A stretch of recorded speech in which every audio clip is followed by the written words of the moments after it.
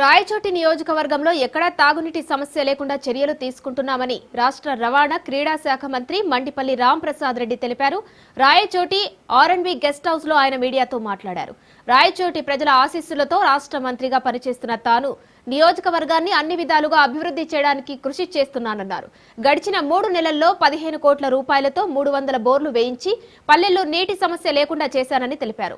40 కోట్ల రూపాయలతో నియోజకవర్గంలోని 6 మండలాల్లో సిమెంట్ రోడ్లను నిర్మించామన్నారు.